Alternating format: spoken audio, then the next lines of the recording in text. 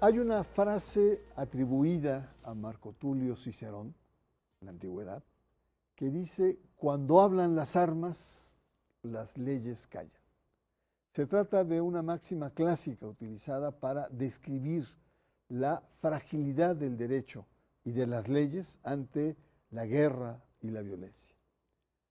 ¿Y qué es la moralidad en tiempos de guerra? Es uno de los dilemas más complejos presentes hoy en las guerras que estamos viviendo, sobre todo la guerra entre Estados Unidos, Irán e Israel, pero también están en otras zonas. Donald Trump, presidente de los Estados Unidos, justifica la guerra por la amenaza supuestamente nuclear, pero muchos expertos y la propia Conferencia del Episcopado norteamericano sostienen que la guerra de Trump no es una guerra jurídica ni moralmente aceptable, por lo que no cabe, a pesar de las insistencias que tienen tanto Trump como parte de su gabinete, el concepto de guerra justa, es decir, no entra. ¿Qué es la guerra justa, por tanto? ¿Es posible encarar una guerra siguiendo los principios morales? Suena hasta un poco, no sé, no contraproducente, sino ingenuo.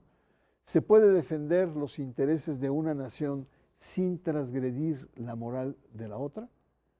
Esta teoría cobra vital relevancia en los tiempos que vivimos.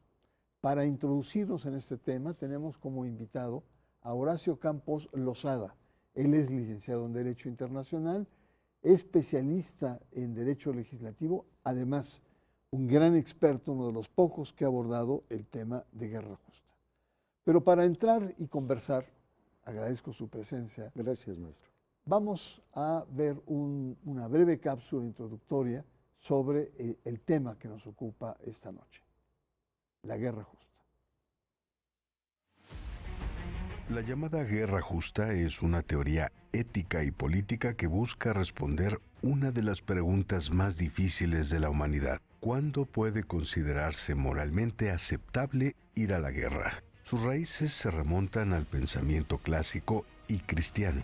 Filósofos como Cicerón reflexionaron sobre la legitimidad de la guerra, pero fueron San Agustín y más tarde Santo Tomás de Aquino quienes desarrollaron la idea de que una guerra solo podía justificarse bajo criterios estrictos. Con el tiempo, estas ideas influyeron en el derecho internacional moderno. Entre esos criterios estrictos se encuentra la causa justa, que plantea que una guerra solo podría emprenderse para defenderse de una agresión, proteger a inocentes o restablecer un orden gravemente roto. La autoridad legítima establece que no cualquier grupo puede declarar una guerra, sino un gobierno reconocido. La intención correcta, es decir, buscar la paz y no la conquista, la venganza o el saqueo. Otro criterio importante es que la guerra sea el último recurso, después de agotar la diplomacia y las negociaciones. Además, debe existir proporcionalidad, es decir, el daño causado no puede ser mayor que el mal que se intenta detener. Y finalmente, debe haber posibilidades reales de éxito para evitar sacrificios inútiles. Actualmente, la teoría de la guerra justa resurge ante conflictos recientes, intervenciones militares y crisis humanitarias. Algunos la consideran una guía moral necesaria. Otros creen que toda guerra termina desbordando cualquier límite ético. Don Horacio, muchas gracias nuevamente por estar acá, Gracias por la compartir sus invitación, maestro. conocimientos. Cuando hablamos de guerra justa, más allá de la cápsula que acabamos de ver, ¿qué es la guerra justa? Básicamente es una postura doctrinal enfocada desde un punto de vista de la moral, en el que se justifica el recurso del uso de las armas para diversos propósitos. Desde la antigüedad vemos que lo hacían para justificar una guerra defensiva o para por el incumplimiento de un tratado, la violación de inmunidades diplomáticas, ayudar al enemigo en una guerra, ¿verdad? Proporcionarle al enemigo alguna ayuda. y sobre todo la reparación del injurio o daño. Básicamente es eso, la teoría de la guerra justa. Y tienes, no obstante ser un aspecto de carácter moral, tiene su viso jurídico. Estas teorías vienen desde épocas de Grecia y Roma. Los romanos llevaron a la institucionalización a la guerra a través de los feciales, y los griegos a través de los anfictiones, que eran sacerdotes y autoridades. Y ha trascendido hasta la fecha. Llama mucho la atención que en tiempos actuales se está actualizando y tenemos que tener un fundamento de carácter doctrinal muy sólido para opinar de esos temas, porque tal parece que el gobierno de Trump está llevando a que la opinión pública estadounidense acepte estas acciones bélicas matizadas de guerra justa cuando se trata de una guerra realmente preventiva o incluso una guerra de agresión. ¿Los obispos qué le reprochan a Donald Trump? En la voz de un sacerdote jesuita, recientemente, dice que esto no es una guerra justa. ¿Qué le reprochan? Pues es muy fácil. No hay una declaración de guerra formal. No hay un motivo que lleve al uso de las armas en contra de Irán. Que no lo tenemos. Tampoco dicen es que no se ajusta a una guerra justa, el conflicto. Se está atacando población civil, que es lo más delicado. Y no hay proporcionalidad en el uso de armamento. Entonces, por eso el pueblo de Irán se está defendiendo con lo que puede. Está atacando a a Israel con misiles, con lo que tiene a la mano. Y aquí son dos potencias en contra de un pueblo. Yeah.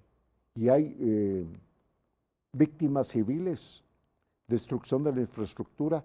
Están pretextando el eventual uso de armas de carácter nuclear o la fabricación. Esto lo que está llevando es una guerra realmente preventiva. Dice, antes de que me pegues, yo te pego. También se puede ver desde el punto de vista de una guerra de agresión. Yeah. Y dice, no está dentro de los parámetros de guerra justa porque no se adecua al artículo 51 de la Carta de la ONU, que solamente permite el uso de la Fuerza Armada en caso de legítima defensa. ¿Ha sido útil este concepto? ¿En la historia se ha llegado a aplicar o se ha llegado a tener niveles de influencia en donde los combatientes, los antagonistas, tomen en cuenta estos principios morales y legales? Pues puedo aseverar que en algunos casos sí ha habido cierta influencia para atenuar ciertas acciones. Sin embargo, ya en el fragor de la batalla, bien lo decía Cicerón, pues ahí están las normas, pero las hago a un lado y yo voy a continuar con mi plan de ataque, mi plan de agresión. Si llevamos esto desde el punto de vista de la moral, pues es difícil que las políticas de estos gobiernos se amolden a esta teoría moral. Dicen, primero vamos a hacer lo que tenemos pensado, las acciones bélicas. Después lo conversamos. Lo ideal sería que las poblaciones exigieran a sus gobiernos que detengan estas acciones. Lo está haciendo Israel, la población de Israel. Si ya no queremos seguir peleando. En Estados Unidos ya hay un sector, sobre todo en la iglesia norteamericana, de decir, basta, señores, de esto. No podemos continuar con esto. Bueno, los mismos papas han puesto en cuestión esta noción. Yo recuerdo, bueno, el papel de los pontífices, buscar la paz, la concordia, el diálogo y en algunos casos la mediación. Así es. Juan Pablo II medió el canal de Beagle, 99, 90, ¿no? Entre Chile y Argentina. Así es. Pero antes está el caso de Juan XXIII, que después se supo el papel relevante que jugó en la crisis de misiles entre la Unión Soviética, Estados Unidos y Cuba. Así es. Sí, claro. Y después de ahí surge un documento muy importante que se llama Pacem in Terris, la paz en la tierra. Así y ahí es. dice, pues, ¿cuál guerra? Con las armas que tenemos actualmente, que tiene la humanidad, pues cualquier conflicto bélico es el acabose de la humanidad. Y por lo tanto, y también Francisco en uno de sus documentos sobre Fratelli Tutti, creo que se llama el documento, él dice hay que repensar el tema de la guerra justa, porque se queda corto, no tiene dientes para poder enfrentar las grandes ambiciones de las potencias y la defensa de las naciones más pequeñas.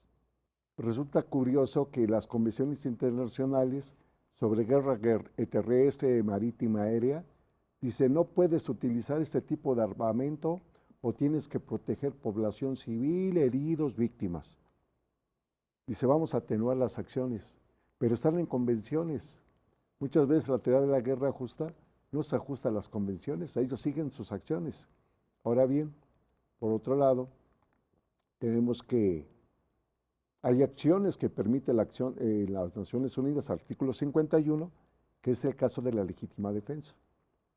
Y también permite las acciones armadas de la propia organización internacional, cuando hay que limitar la política exterior de algún país beligerante.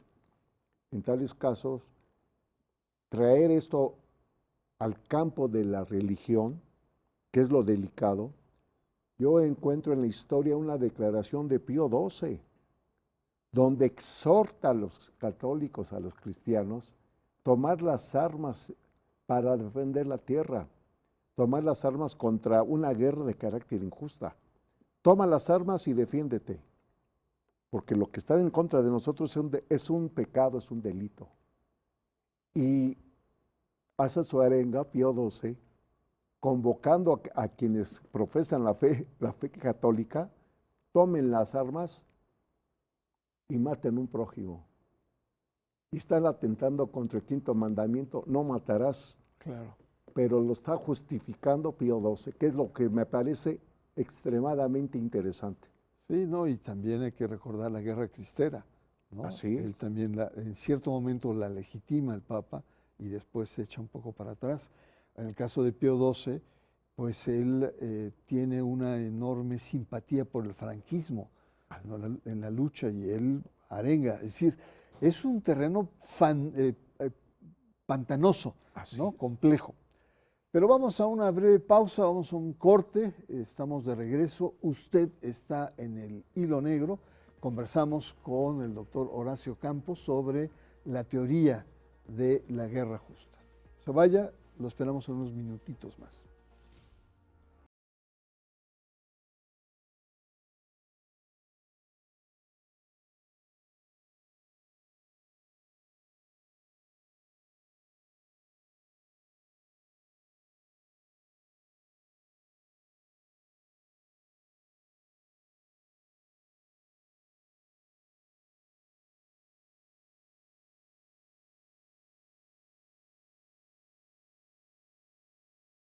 Regresamos al Hilo Negro, estamos conversando con el licenciado Horacio Campos. Ya me dijo que no era doctor, pero yo le dije que tenía cara de doctor y hablaba como doctor, así es que no le veo ningún problema. Nuestro tema es la guerra justa, que hoy, estos días precisamente ante el conflicto en Medio Oriente, ha vuelto otra vez como a surgir con fuerza.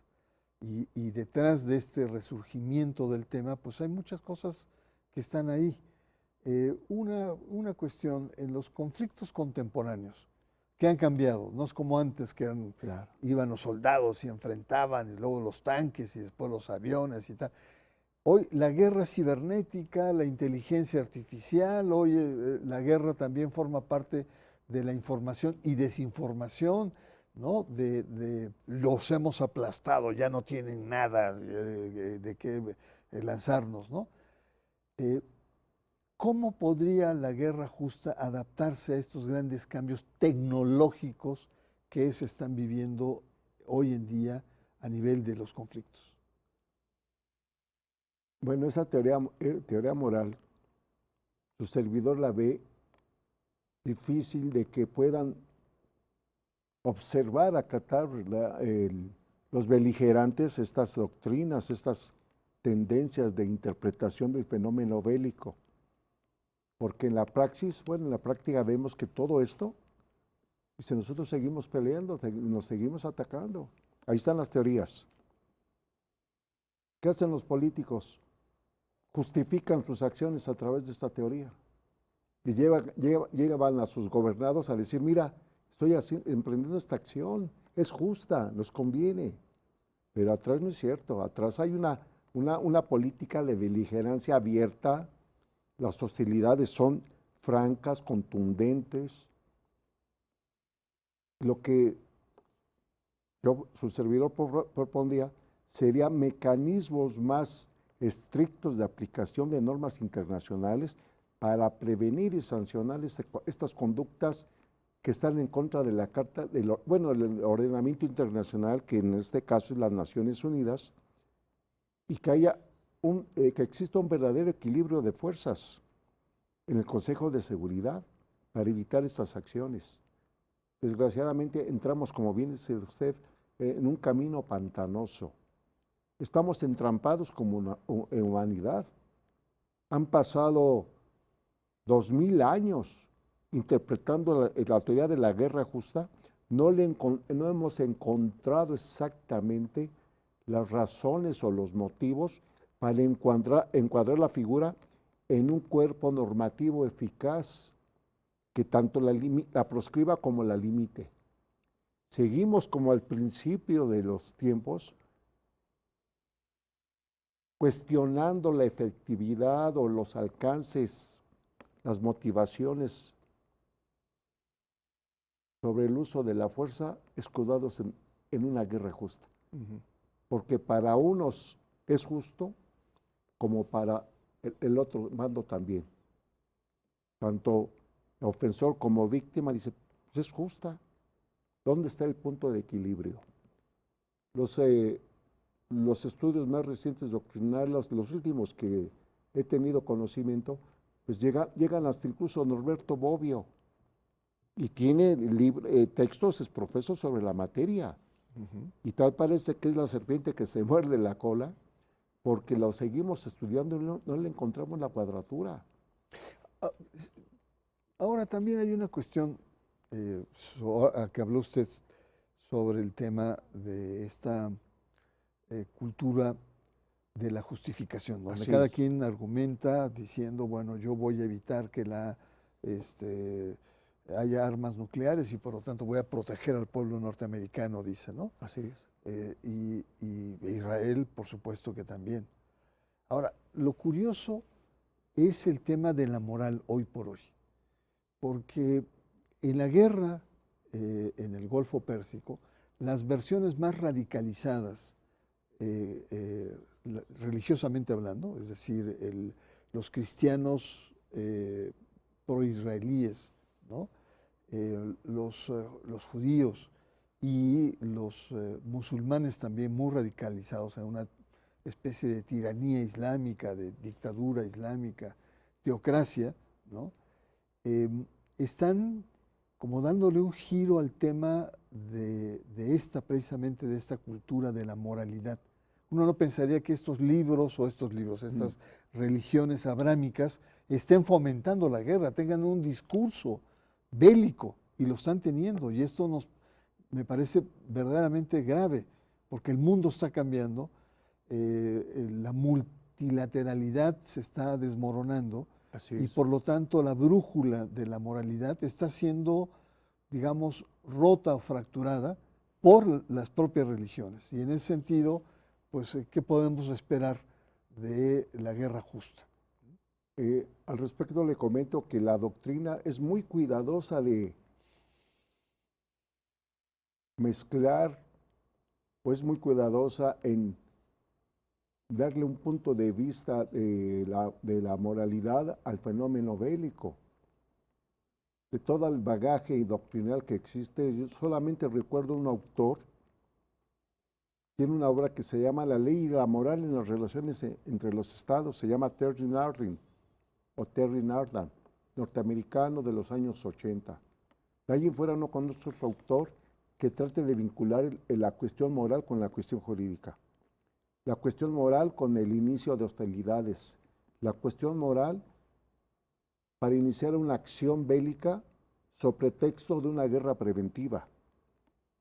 Nos están causando en interpretar el fenómeno bélico desde el punto de vista de la religión, que es lo más delicado. Ahí hay un choque de religiones en Medio Oriente y cada quien defiende su postura. Los musulmanes pretextan guerras justas amparados en el Corán. Dice, esta es una yihad, esto es una guerra santa, es una guerra sagrada. La tenemos que llevar a cabo.